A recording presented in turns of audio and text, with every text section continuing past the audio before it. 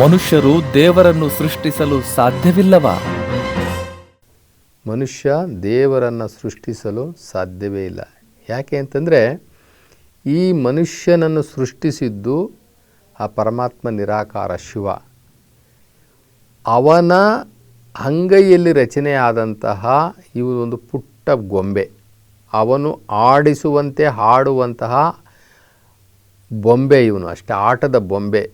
ಇವನ ರಿಮೋಟು ಅಂದರೆ ಮನುಷ್ಯನ ರಿಮೋಟು ಅವನ ಕೈನಲ್ಲಿದೆ. ಈಗ ನಾವು ಇಲ್ಲಿಂದ ಕೂತ್ಕೊಂಡಿದ್ದೀವಿ, ಒಂದು ಟಿ ವಿ ನೋಡ್ತಾ ಇದ್ದೀವಿ. ಆ ಟಿ ವಿ ಚಾನಲ್ ಚೇಂಜ್ ಮಾಡುವಂತಹ ರಿಮೋಟು ನಮ್ಮ ಕೈನಲ್ಲಿದೆ, ಆಫ್ ಮಾಡುವಂತಹ ರಿಮೋಟು ನಮ್ಮ ಕೈನಲ್ಲಿದೆ, ಆನ್ ಮಾಡುವಂತಹ ರಿಮೋಟು ನಮ್ಮ ಇದೆ. ಹಾಗೆ ನಮ್ಮ ಮರಣ, ನಮ್ಮ ಜನ್ಮ ಎಲ್ಲವೂ ಕೂಡ ಅವನ ಕೈನಲ್ಲಿದೆ.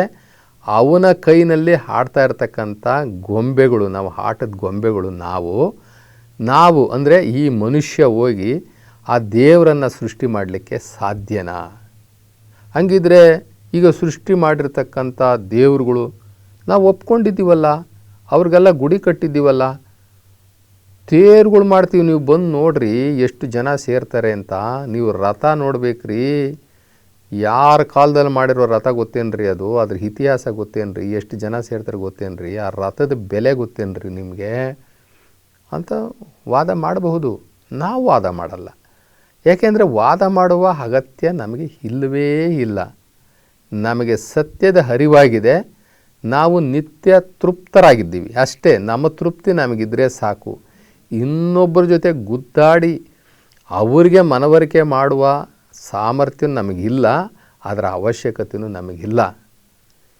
ದೇವರನ್ನು ಸೃಷ್ಟಿ ಮಾಡಿ, ದೇವರಿಗೆ ಗುಡಿ ಕಟ್ಟಿ, ದೇವರನ್ನು ಶಿಲಾರೂಪದಲ್ಲಿ ತಂದು ಆ ಶಿಲೆಗೆ ಪ್ರಾಣ ಪ್ರತಿಷ್ಠಾಪನೆಯನ್ನು ಮಾಡಿ ಅದಕ್ಕೆ ನಾವು ದೇವರ ಪ್ರಾಣವನ್ನು ತುಂಬ್ತೀವಿ ಅನ್ನುವಂತಹ ನಮ್ಮ ಪೂಜಾರಿ ವರ್ಗ, ನಮ್ಮ ವೈದಿಕ ವರ್ಗ, ನಮ್ಮ ಶಾಸ್ತ್ರಿಗಳ ವರ್ಗಕ್ಕೆ ನಮ್ಮ ಶರಣರು ಒಂದು ಪ್ರಶ್ನೆ ಕೇಳ್ತಾರೆ. ಏನಪ್ಪ, ಕಾಡಲ್ಲಿ ಬಿದ್ದಿರ್ತಕ್ಕಂಥ ಒಂದು ಕಲ್ಲು ತಂದು ಅದನ್ನು ಹೆಣ್ಣಿನ ಅವತಾರನೋ ಒಂದು ಗಂಡಿನ ಒಂದು ರೂಪನೋ ಏನೋ ಒಂದು ಕೊಟ್ಟುಬಿಟ್ರಿ, ಅದಕ್ಕೆ ನೀವು ಪ್ರಾಣವನ್ನು ಕೊಟ್ರಿ ಅಂತ ಹೇಳ್ತೀರಾ ಜನಗಳಿಗೆ. ಪ್ರಾಣವನ್ನು ತುಂಬಿದ್ದೀವಿ ಅಂತ ಹೇಳ್ತೀರಲ್ವ ನೀವು. ನಮ್ಮದೊಂದು ಹರಿಕೆ ಇದೆಯಪ್ಪ, ನಮ್ಮದೊಂದು ವಿಚಾರ ಇದೆ.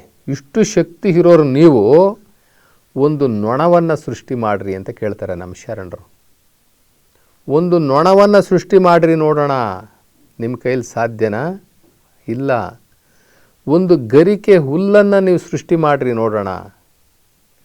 ನೀವೊಂದು ನೊಣವನ್ನು, ಒಂದು ಗರಿಕೆಯನ್ನು ನೀವು ಸೃಷ್ಟಿ ಮಾಡೋದಕ್ಕೆ ಸಾಧ್ಯ ಇಲ್ಲದೋರು, ನೀವು ದೇವರ ಪ್ರಾಣವನ್ನು ನಾವು ಪ್ರತಿಷ್ಠಾಪನೆ ಮಾಡ್ತೀವಿ ಕಲ್ಲಲ್ಲಿ ಶಿಲೆಗಳಲ್ಲಿ ಅಂತ ನೀವು ಹೇಳ್ತೀರಲ್ಲ, ಯಾರನ್ನು ಹ್ಯಾಮಾರಿಸ್ತೀರಿ ನೀವು? ಆ ನಿರಾಕಾರ ಪರಮಾತ್ಮನ ಕೈನಲ್ಲಿರೋ ನರಗೊಂಬೆಗಳು ನೀವು ಆ ದೇವರನ್ನೇ ಸೃಷ್ಟಿ ಮಾಡ್ತೀವಿ ಅಂತ ಹೇಳ್ತೀರಲ್ಲ, ಜನಗಳಿಗೆ ಎಷ್ಟು ಹ್ಯಾಮಾರಿಸ್ತಾ ಇದ್ದೀರಾ? ನಿಮಗಂಥ ಶಕ್ತಿ ಇದ್ದರೆ ಆಹಾರ ಬೀಜಗಳನ್ನು ತಯಾರು ಮಾಡಿರಿ, ರಾಗಿನ ತಯಾರು ಮಾಡಿರಿ ನೋಡೋಣ. ನೀವು ಮಾಡಿದ್ರ ರಾಗಿನ? ಗೋಧಿ ನೀವು ಮಾಡಿದ್ದ? ಜೋಳ ನೀವು ಮಾಡಿದ್ದ? ಉಣ್ಣುವಂತಹ ಆ ಪದಾರ್ಥಗಳನ್ನು ನೀವು ಸೃಷ್ಟಿ ಮಾಡಿದ್ದ? ನಿಮ್ಮ ಕೈನಲ್ಲಿ ಸಾಧ್ಯನಾ? ಈ ಗಾಳಿಯನ್ನು ಸೃಷ್ಟಿ ಮಾಡಿರಿ ನೋಡೋಣ, ಆಗುತ್ತೆ ನಿಮ್ಮ ಕೈನಲ್ಲಿ? ಹೋಗಲಿ, ನೀವು ನಿಮ್ಮ ಮರಣವನ್ನು ಗೆಲ್ರಿ ನೋಡೋಣ. ನಿಮ್ಮ ಮರಣವನ್ನು ಗೆಲ್ರಿ. ನೀವು ದೇವರನ್ನೇ ಸೃಷ್ಟಿ ಮಾಡಿ ನೀವು ಈ ಜಗತ್ತಲ್ಲಿ ಅತ್ಯುತ್ತಮರು ಅಂತ ಹೇಳ್ಕೊಳ್ಳುವಂಥವ್ರು ನೀವು ನಿಮ್ಮ ಮರಣವನ್ನು ಗೆಲ್ರಿ. ನಿಮ್ಮ ಮರಣವನ್ನು ಪೋಸ್ಟ್ಪೋನ್ ಮಾಡಿ, ಒಂದು 150 ವರ್ಷಕ್ಕೋ 200 ವರ್ಷಕ್ಕೋ ಮುಂದಕ್ಕೆ ಪೋಸ್ಟ್ಪೋನ್ ಮಾಡಿರಿ ನೋಡೋಣ. ಅಲ್ಲ, ನೀವು ಹುಟ್ಟುವಾಗ ಅರ್ಜಿ ಹಾಕ್ಕೊಂಡು ಹುಟ್ಟೋಕ್ಕಾಗಿಲ್ಲ ನಿಮ್ಮ ಕೈನಲ್ಲಿ. ಇಷ್ಟೆಲ್ಲ ಶಕ್ತಿ ಇರೋರನ್ನು ಹುಟ್ಟುವಾಗ ನೀವೆಷ್ಟು ಬಡ ಕುಟುಂಬದಲ್ಲಿ ಹುಟ್ಟಿದ್ದೀರಿ ನೀವು? ಯಾಕೆ ಅರ್ಜಿ ಹಾಕ್ಕೊಂಡು ಒಬ್ಬ ಶ್ರೀಮಂತರ ಕುಟುಂಬದಲ್ಲಿ ಹುಟ್ಟಬೋದಾಗಿತ್ತಲ್ಲ? ಈ ದೇವರನ್ನೇ ಸೃಷ್ಟಿ ಮಾಡುವಂಥವ್ರು ನೀವು. ಕಲ್ಲುವನ್ನು ತೊಗೊಂಡ್ಬಂದು ಅದರಲ್ಲಿ ದೇವರ ಪ್ರಾಣ ಪ್ರತಿಷ್ಠಾಪನೆ ಮಾಡುವಂಥವ್ರು ನೀವು. ಅಂತಹ ದೇವರ ಪ್ರಾಣ ಪ್ರತಿಷ್ಠಾಪನೆ ಮಾಡೋ ಶಕ್ತಿ ಇರ್ತಕ್ಕಂಥವ್ರು ನೀವು ಅರ್ಜಿ ಹಾಕ್ಕೊಂಡು ದೊಡ್ಡ ಶ್ರೀಮಂತರ ಹೊಟ್ಟೆಲಿ ಹುಟ್ಟಬೋದಾಗಿತ್ತಲ್ಲ? ಒಳ್ಳೆ ತಂದೆನ ಆಯ್ಕೆ ಮಾಡ್ಕೋಬೋದಾಗಿತ್ತಲ್ಲ? ಒಬ್ಬ ಒಳ್ಳೆ ತಾಯಿನ ಆಯ್ಕೆ ಮಾಡ್ಕೋಬೋದಾಗಿತ್ತಲ್ಲ ಅರ್ಜಿ ಹಾಕ್ಕೊಂಡು? ನೀವೆಲ್ಲ ಇಷ್ಟು ತಿಳುವಳಿಕೆ ಇರ್ತಕ್ಕಂಥವ್ರು ನೀವು ಯಾರೂ ಕೂಡ ಅರ್ಜಿ ಹಾಕ್ಕೊಂಡು ಹುಟ್ಟಲೇ ಇಲ್ಲ. ನಿಮ್ಮ ತಂದೆ ಯಾರು ಅಂತ ನಿಮಗೆ ಗೊತ್ತೇ ಇರಲಿಲ್ಲ, ನಿಮ್ಮ ತಾಯಿ ಯಾರು ಅಂತ ನಿಮಗೆ ಗೊತ್ತೇ ಇರಲಿಲ್ಲ. ನಿಮ್ಮ ಸಹೋದರ ಯಾರಾಗ್ತಾನೆ ಅಂತ ನಿಮಗೆ ಗೊತ್ತಿರಲೇ ಇಲ್ಲ. ನಿಮ್ಮ ಸಹೋದರಿ ಯಾರಾಗ್ತಾರೆ ಅಂತ ನಿಮಗೆ ಗೊತ್ತಿರಲೇ ಇಲ್ಲ. ನಿಮಗೆ ಪುತ್ರ ಎಂಥವನು ಹುಡ್ತಾನೆ ಅಂತ ನಿಮಗೆ ಗೊತ್ತಿರಲೇ ಇಲ್ಲ. ನಿಮಗೆ ಪುತ್ರಿ ಎಂಥವಳು ಹುಡ್ತಾಳೆ ಅಂತ ನಿಮಗೆ ಗೊತ್ತಿರಲೇ ಇಲ್ಲ. ಇವ್ಯಾವು ನಿಮ್ಮ ಆಯ್ಕೆಗೆ ಸಾಧ್ಯನೇ ಆಗಲಿಲ್ಲ. ಹೋಗಲಿ, ನೀವು ಯಾವ ಜಾತಿನಲ್ಲಿ ಹುಟ್ಟಬೇಕು ಅಂತ ನಿಮಗೆ ಗೊತ್ತೇ ಇರಲಿಲ್ಲ. ಯಾವ ಕುಟುಂಬದಲ್ಲಿ ಹುಟ್ಟುತ್ತೀವಿ ಅಂತ ನಿಮಗೆ ಗೊತ್ತೇ ಇರಲಿಲ್ಲ. ಹೋಗಲಿ, ಯಾವುದೂ ಬೇಡ, ಇಷ್ಟೆಲ್ಲ ಬಿಟ್ಬಿಡೋಣ. ನೀವು ಯಾವತ್ತು ಸಾಯ್ತೀರಾ ಅಂತೇಳ್ಬಿಟ್ಟು ಒಂದು ಮರಣದ ಶಾಸನ ಕೊಡ್ರಿ ನೋಡೋಣ. ನೀವು ಯಾವತ್ತು ಸಾಯ್ತೀರಾ ಅಂತ ಹೇಳ್ಬಿಟ್ಟು ಒಂದು ಜನ್ಮ ದಿನಾಂಕ ಕೊಡ್ರಿ. ಇಷ್ಟೆಲ್ಲ ಗೊತ್ತಿರೋರು ನೀವು, ನಿಮಗೆ ಗೊತ್ತಿದೆ ನಿಮ್ಮ ಜನ್ಮ ದಿನಾಂಕ. ನೀವು ಅಂದ್ಕೊಂಡಿದ್ದೀರಾ ನೀವು ಜನ್ಮ ದಿನಾಂಕ ನಾನು ಹುಟ್ಟಿದ ದಿನ ಅಂತ ನೀವು ಅಂದ್ಕೊಂಡಿದ್ದೀರಲ್ವ? ಅದು ಜನ್ಮ ದಿನಾಂಕ ದಿನ ಅಲ್ಲ. ಅದು ನಿಮ್ಮ ಜನ್ಮ ದಿನಾಂಕ ಯಾವಾಗ ಆಯಿತು ಅಂತಂದರೆ, ನೀವು ಆತ್ಮವಾಗಿ ತಾಯಿ ಗರ್ಭದಲ್ಲಿ ಸೇರಿಕೊಂಡ ದಿನ. ಅವತ್ತು ತಾಯಿಯ ಹೊಟ್ಟೆಲಿದ್ದಂತಹ ಭ್ರೂಣ, ಆ ಭ್ರೂಣಕ್ಕೆ ಚೈತನ್ಯ ಬಂತು, ಜೀವ ಬಂತು. ಅದು ನಿಮ್ಮ ಜನ್ಮದಿನ. ಅದು ನಿಮಗೆ ಗೊತ್ತಾ? ಗೊತ್ತಿಲ್ಲ. ಯಾರೋ ಡಾಕ್ಟ್ರು ಹೆರಿಗೆ ನೋವು ಅಂತ ತಾಯಿ ಹೋಗ್ತಾಳೆ, ಯಾರೋ ಡಾಕ್ಟ್ರು ಇದನ್ನು ನಾವು ಚಾಕು ಹಾಕಿ ತೆಗಿತೀವಿ ಅಂತ ಹೇಳ್ಬಿಟ್ಟು ಅವನು ಕುಯ್ದುಬಿಟ್ಟಿಸಿ ತೆಗೆದು, ಅದು ಜನ್ಮ ದಿನಾಂಕನ? ಸಿಜೇರಿಯನ್ ದಿನಾಂಕ ಅಷ್ಟೇ. ಅದನ್ನು ಜನ್ಮ ದಿನಾಂಕ ಅಂತ ಹೇಳಲಿಕ್ಕಾಗೋದಿಲ್ಲ. ಸಿಜೇರಿಯನ್ ದಿನ, ಸಿಜೇರಿಯನ್ ಥರ ನಾನು ಈ ಸಿಜೇರಿಯನ್ ಮುಖಾಂತರ ಬಂದಂತೂ ನಾವು ಅಂತ ಹೇಳ್ಕೋಬೇಕಷ್ಟೇ. ಅದಲ್ಲ ನಿಮ್ಮ ಜನ್ಮ ದಿನಾಂಕ ಅಂತಂದರೆ. ನಮ್ಮ ಶರಣರು ಹೇಳೋದು, ನೀನು ಆತ್ಮವಾಗಿದ್ದಲ್ಲಪ್ಪ, ನೀನು ಆತ್ಮವಾಗಿ ಯಾವುದೋ ಒಂದು ತಾಯಿಯ ಗರ್ಭದಲ್ಲಿ ಅಂದರೆ ಆ ಭ್ರೂಣದಲ್ಲಿ ಹೋಗಿ ಸೇರಿಕೊಂಡಿಯಲ್ಲ. ಸೇರಿಕೊಂಡಾಗ ಆ ಭ್ರೂಣಕ್ಕೆ ಒಂದು ಚೈತನ್ಯ ಬಂತಲ್ಲ, ಪ್ರಾಣ ಬಂತಲ್ಲ, ಅದು ನಿನ್ನ ಜನ್ಮ ದಿನಾಂಕ. ನೀನು ಹುಟ್ಟಿದ ದಿನ ಅಲ್ಲ, ನೀನು ಸಿಜೇರಿಯನ್ ಮಾಡ್ಕೊಂಡು ಈಚೆ ಬಂದಿದ್ದ ದಿನ ಅಲ್ಲ ಅಂತ ಹೇಳ್ತಾರೆ. ಆ ಜನ್ಮ ದಿನಾಂಕ ನಮಗೆ ಗೊತ್ತಾ? ಗೊತ್ತಿಲ್ಲ. ಹೋಗಲಿ, ಮರಣ ದಿನಾಂಕನಾರ ಗೊತ್ತಾ? ನಾವೇ ಡೇಟ್ ಇಕ್ಕೊಂಬೋದಾ? ನಾನು ಇಂಥ ದಿನನೇ ಸಾಯ್ತೀನಿ ಅಂತ ಹೇಳ್ಬಿಟ್ಟು ಯಾರು ಹಿಕ್ಕೊಂಡವ್ರು ಇಷ್ಟೆಲ್ಲ ಹೇಳ್ತಾರಲ್ಲ. ಶಾಸ್ತ್ರ ಹೇಳೋರು, ಪುರಾಣ ಹೇಳೋರು, ಭವಿಷ್ಯ ಹೇಳೋರು, ಜ್ಯೋತಿಷ್ಯ ಹೇಳೋರು, ಇಷ್ಟು ದೊಡ್ಡ ದೊಡ್ಡ ಸೈನ್ಸಿಸ್ಟ್ಗಳು, ಚಂದ್ರಲೋಕದಲ್ಲಿ ಏನಿದೆ, ಇಂದ್ರಲೋಕದಲ್ಲಿ ಇದೆ, ಆ ಲೋಕದಲ್ಲಿ ಇದೆ, ಭೂಲೋಕದಲ್ಲಿ ಇದೆ, ಎಲ್ಲ ಸಂಶೋಧನೆ ಮಾಡುವಂಥವ್ರು. ಹೋಗಲಿ, ನಿಮ್ಮ ಮರಣ ದಿನಾಂಕವನ್ನು ಗೊತ್ತುಪಡಿಸ್ಕೊಳ್ಳಿ. ಸಾಧ್ಯನಾ? ನಮ್ಮ ಈ ಜಗತ್ತಲ್ಲಿ ಯಾವುದೂ ಸಾಧ್ಯ ಇಲ್ಲ. ಆದರೆ ದೇವರು ಹಂಗಂತ ಹೇಳಿ ಎಲ್ಲವನ್ನು ಕಿತ್ಕೊಂಡಿಲ್ಲ. ಮಾನವನ ಆಯ್ಕೆಗೂ ಒಂದು ಕೊಟ್ಟಿದ್ದಾನೆ. ಮಾನವನ ಆಯ್ಕೆಗೂ ಕೊಟ್ಟಿದ್ದಾನೆ. ನಿರಾಶೆ ಮಾಡಿಲ್ಲ. ಎಲ್ಲವನ್ನು ತನ್ನ ಕೈನಲ್ಲಿ ಇಟ್ಕೊಂಡಿರ್ತಕ್ಕಂಥವನು ಒಂದೇ ಒಂದು ಅವಕಾಶ, ಒಂದೇ ಒಂದು ಆಯ್ಕೆ ಕೊಟ್ಟಿದ್ದಾನೆ. ಏನಪ್ಪ ಆಯ್ಕೆ ಅಂತಂದರೆ, ಸತಿಗೆ ಪತಿಯನ್ನು ಆಯ್ಕೆ ಮಾಡಿಕೊಳ್ಳುವಂಥದ್ದು, ಪತಿ ಸತಿಯನ್ನು ಆಯ್ಕೆ ಮಾಡಿಕೊಳ್ಳುವಂಥದ್ದು. ಅಂದರೆ ಗಂಡನ ಆಯ್ಕೆ ಮಾಡ್ಕೊಳ್ಳೋದು, ಹೆಂಡತಿನ ಆಯ್ಕೆ ಮಾಡಿಕೊಳ್ಳುವಂಥ ಆಯ್ಕೆನ ಮಾತ್ರ ಈ ಮನುಷ್ಯನಿಗೆ ಕೊಟ್ಟಿದ್ದಾನೆ. ಇನ್ನು ತಂದೆ ತಾಯಿ ಆಯ್ಕೆ ಮಾಡ್ಕೊಳ್ಳೋದಿಲ್ಲ. ತಾಯಿ ಆಯ್ಕೆ ಇಲ್ಲ, ತಂದೆ ಆಯ್ಕೆ ಇಲ್ಲ, ಜಾತಿ ಆಯ್ಕೆ ಇಲ್ಲ, ಕುಟುಂಬದ ಆಯ್ಕೆ ಇಲ್ಲ, ಸಹೋದರ ಸಹೋದರಿ, ಪುತ್ರ ಪುತ್ರಿ, ಸಂಪತ್ತು, ಇವು ಯಾವ ಆಯ್ಕೆನೂ ಇಲ್ಲ. ಒಂದೇ ಒಂದು ಕೊಟ್ಟಿದ್ದಾನೆ, ಪತಿಯನ್ನು ಆಯ್ಕೆ ಮಾಡ್ಕೊಳ್ಳೋದು, ಪತ್ನಿಯನ್ನು ಆಯ್ಕೆ ಮಾಡ್ಕೊಳ್ಳೋದು. ಆ ಆಯ್ಕೆ ಮಾಡ್ಕೊಳ್ಳೋದು ಬರ್ದಲ್ಲ ನಾವೇನು ಮಾಡ್ತೀವಿ? ಪುರೋಹಿತರ ಹತ್ರ ಹೋಗ್ತೀವಿ. ನೋಡಿರಿ, ಇದೆರಡೂ ಕೂಡ ಮ್ಯಾಚ್ ಮಾಡಿಕೊಡ್ರಿ.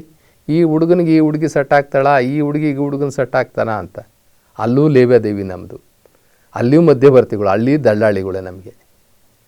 ಅಲ್ಲ, ನೀವು ಈ ಕೊಟ್ಟಿರ್ತಕ್ಕಂಥ ಈ ಅವಕಾಶವನ್ನು ದೇವರು ಎಲ್ಲವನ್ನೂ ತಾನ ಅಧೀನದಲ್ಲಿ ಇಟ್ಕೊಂಡು ಒಂದೇ ಒಂದು ಅವಕಾಶ ಕೊಟ್ಟಿದ್ದಾನೆ. ನೀನು ಹೋಗಿ ನಿನಗೆ ಬೇಕಾದಂಥ ಪ್ರಿಯತಮನನ್ನು ನೀನು ಆಯ್ಕೆ ಮಾಡ್ಕೊ ಅಂತಂದರೆ, ಅದರಲ್ಲೂ ಹೋಗಿ ಒಬ್ಬ ಶಾಸ್ತ್ರಿಕಾರನ ಹಿಡ್ಕೊಂಡು ಈ ಹುಡುಗಿ ನಮ್ಗೆ ಹಾಕ್ತಾಳ, ಈ ಹುಡುಗ ನಮ್ಗೆ ಹಾಕ್ತಾನ, ಅಲ್ಲಿ ಏನೋ ಒಂದು ಅವನು ಬರ್ಕೊಡ್ತಾನೆ. ಬರ್ಕೊಟ್ಟ ತಕ್ಷಣಕ್ಕೆ ಅವನ ಪೂರ್ವಜನ್ಮದ ಸಂಸ್ಕಾರವನ್ನು ನಾವು ಚೇಂಜ್ ಮಾಡಲಿಕ್ಕಾಗುತ್ತಾ? ಮದುವೆ ಮಾಡಿಕೊಂಡು ಒಂದೇ ವರ್ಷಕ್ಕೆ ಹುಡುಗ ಸಾಯ್ಬೋದು ಅಥವಾ ಹುಡುಗಿ ಸಾಯ್ಬೋದು, ಆ್ಯಕ್ಸಿಡೆಂಟ್ ಆಗ್ಬೋದು, ಇನ್ನೊಂದಾಗ್ಬೋದು. ಅವನು ಬರ್ಕೊಟ್ಟ ತಕ್ಷಣಕ್ಕೇನೆ ಅವೆಲ್ಲ ಚೇಂಜ್ ಆಗಿಬಿಡ್ತಾವ. ಅವನ ಪೂರ್ವಜನ್ಮದ ಸಂಸ್ಕಾರಗಳು ಚೇಂಜ್ ಆಗಿಬಿಡ್ತಾವ. ಅವನ ಹಣೆ ಬರಹ ಚೇಂಜ್ ಆಗಿಬಿಡ್ತದ. ನೋಡಿರಿ, ಈ ಆಯ್ಕೆನೂ ಕೂಡ ನಾವು ಮಾಡ್ಕೊಳ್ದಲೇ ನಮಗೆ ಬೇಕಾಗಿರ್ತಕ್ಕಂಥ ಪ್ರಿಯತಮೆಯನ್ನು ಆಯ್ಕೆ ಮಾಡ್ಕೊಳ್ಳಿಕ್ಕೆ ಅದರಲ್ಲೂ ಸೋಂಬೇರಿಗಳು ನಾವು ಹೋಗಿ ಆ ಶಾಸ್ತ್ರಕಾರನ್ನೇ ಕೇಳೋದು. ಇವನಿಗೆ 25 ಗುಣಗಳು, ಈತನಿಗೆ 26 ಗುಣಗಳು, ಇವಳಿಗೆ ಚೆನ್ನಾಗಿ ಬಂತು. ನೋಡಿದ್ರೆ ಒಂದೇ ತಿಂಗಳಿಗೆ ಡೈವರ್ಸ್ ಆಗಿರ್ತದೆ. ಅದು ಒಂದೇ ತಿಂಗಳಿಗೆ ಡೈವರ್ಸ್ ಆಗಿರ್ತದೆ. ಏನು ಆಯ್ಕೆ ಮಾಡಿಕೊಟ್ಟು ನಾವನೇನು ದೇವ್ರ? ಎಲ್ಲದರಲ್ಲೂ ಎಡವಟ್ಟು ನಮ್ಮದು, ಎಲ್ಲದರಲ್ಲೂ ಎಡವಟ್ಟು. ಇವತ್ತೂ ಕೂಡ ನಾವು ಒಂದು ಸಂತತಿಯ ಗುಲಾಮರಾಗಿ ಬದುಕ್ತಾ ಇದ್ದೀವಿ ನಾವು. ನಮಗೆ ಅವ್ರ ಮೇಲೆ ಇಟ್ಟಿರ್ತಕ್ಕಂಥ ನಂಬಿಕೆ, ಅವ್ರ ಮೇಲೆ ಇಟ್ಟಿರ್ತಕ್ಕಂಥ ಭಕ್ತಿ, ಅವ್ರ ಮೇಲೆ ಇಟ್ಟಿರ್ತಕ್ಕಂಥ ವಿಶ್ವಾಸ ಆ ಭಗವಂತನ ಮೇಲಿಲ್ಲ, ಆ ಸೃಷ್ಟಿಕರ್ತನ ಮೇಲಿಲ್ಲ, ಆ ಶಿವನ ಮೇಲಿಲ್ಲ ನಮಗೆ. ಇನ್ನು ಪೂಜೆಗಳು, ಆ ಪೂಜೆಗಳನ್ನು ಕೂಡ ನಾವು ಕೂಲಿ ಕೊಟ್ಟೆ ಮಾಡಿಸ್ತೀವಿ. ಪೂಜೆಗಳನ್ನು ಎಲ್ಲವನ್ನು ಕೊಟ್ಟಂತಹ ದೇವರಿಗೊಂದು 10 ನಿಮಿಷ ಕೂತ್ಕೊಂಡು ಭಕ್ತಿಯಿಂದ ಗಂಡ ಹೆಂಡತಿ ಮನೆ ಮಕ್ಕಳು ಕುಟುಂಬದವರೆಲ್ಲ ಒಂದು ಧನ್ಯವಾದ ಹೇಳಲಿಕ್ಕೂ ಕೂಡ ನಮಗೆ ತಾಳ್ಮೆ ಇಲ್ಲ, ನಮಗೊಂದು ಕೃತಜ್ಞತೆ ಗೊತ್ತಿಲ್ಲ. ನಮಗೆ ದೇವರಿಗೆ ಎಲ್ಲ ಕೊಟ್ಟಂಥ ದೇವರಿಗೊಂದು ಕೃತಜ್ಞತೆ ಹೇಳೋದು ಕೂಡ ನಮಗೆ ಗೊತ್ತಿಲ್ಲ. ಅದಕ್ಕೂ ಕೂಡ ನಾವು ಕೂಲಿ ಕೊಟ್ಟೇ ಪೂಜೆ ಮಾಡಿಸೋದು. ಆಯಿತು, ಒಂದು ಕೆಲಸ ಮಾಡಿರಿ, ನೀವು ಊಟ ಮಾಡಬೇಡ್ರಿ, ಬೇರೆಯವ್ರ ಕೈಲಿ ಊಟ ಮಾಡಿಸ್ಬಿಡಿ, ನಿಮ್ಮ ಹೊಟ್ಟೆ ತುಂಬಿಡ್ತದೆ. ನಮ್ಮ ಶರಣರು ಹೇಳ್ತಾರೆ, ನೀನು ಉಣ್ಣುವ ಊಟವನ್ನು ನೀನು ಅನುಭವಿಸುವ ರತಿಸುಖವನ್ನು, ನಿನ್ನ ಆತ್ಮೋದ್ಧಾರವನ್ನು ನೀನೇ ಮಾಡಿಕೊಳ್ಬೇಕೇ ಹೊರತು ಅನ್ಯರಿಗೆ ಕೂಲಿ ಕೊಟ್ಟು ಮಾಡಿಸಲು ಸಾಧ್ಯವಿಲ್ಲವಯ್ಯ ಅಂತಾರೆ ನಮ್ಮ ಶರಣರು. ಇಷ್ಟೆಲ್ಲ ನಮ್ಮ ಶರಣರು ಹೇಳಿದ್ರು ಕೂಡ ಆ ಮಾಡಿದ್ದೇ ಮಾಡೋದು, ಮಾಡಿದ್ದೇನು ಜಡ್ಡಿ ಹಿಡಿದು ಹೋಗಿದೆಯೋ ನಮ್ಮ ತಲೆಗಳಿಗೆ, ನಮ್ಮ ಬುದ್ಧಿಗಳಿಗೆ, ಇದು ದೊಡ್ಡ ದುರಂತ. ಹೀಗಿರುವಾಗ ನಾವು ಮನುಷ್ಯರು ದೇವರನ್ನು ಸೃಷ್ಟಿ ಮಾಡಬಹುದಾ? ಮಾಡಿದ್ದೀವಲ್ಲ. ಈಗ ಎಷ್ಟು ಕೋಟಿ ದೇವರುಗಳಿದ್ದಾರೆ ನಮ್ಮ ದೇಶದಲ್ಲಿ. ಬೇರೆ ಯಾವ ದೇಶದಲ್ಲೂ ಕೂಡ ಇಷ್ಟು ಕೋಟಿ ಜನ ಇಲ್ಲ. ಎಷ್ಟು ಕೋಟಿ ಇದೆ? 3 ಕೋಟಿ ದೇವರುಗಳ ದೇಶ ಇದು. ಒಂದಲ್ಲ, ಎರಡಲ್ಲ, 100 ಅಲ್ಲ, 300 ಇಲ್ಲ, 400 ಅಲ್ಲ, 3 ಕೋಟಿ ದೇವರುಗಳ ನಾಡು ನಮ್ಮದು. ಇದೇ ನಮ್ಮ ಹೆಮ್ಮೆ. ಆದರೆ ಎಕ್ಸ್ಪೋರ್ಟ್ ಮಾಡಿದ್ರೆ ಯಾರೂ ತೊಗೊಳ್ಳಲ್ಲ. ಎಕ್ಸ್ಪೋರ್ಟ್ ಮಾಡಿದ್ರೆ ಒಬ್ಬರೂ ತೊಗೊಳ್ಳೋದಿಲ್ಲ. ಜಗತ್ತಿನ ಎಲ್ಲ ರಾಷ್ಟ್ರಗಳು, ಎಷ್ಟು ರಾಷ್ಟ್ರಗಳು, ಅವಾಗೆಲ್ಲ ಒಂದೊಂದೇ ದೇವರು. ನಮಗೆ 3 ಕೋಟಿ ದೇವರುಗಳು. ಇದು ನಮ್ಮ ದೊಡ್ಡ ಹೆಗ್ಗಳಿಕೆ ಅಂತ ಹೇಳಬೇಕೋ ಅಥವಾ ನಾವೇ ಎಡ್ರು ಅಂತ ಹೇಳಬೇಕೋ ನಮಗೊಂದು ಗೊತ್ತಾಗಲ್ಲ.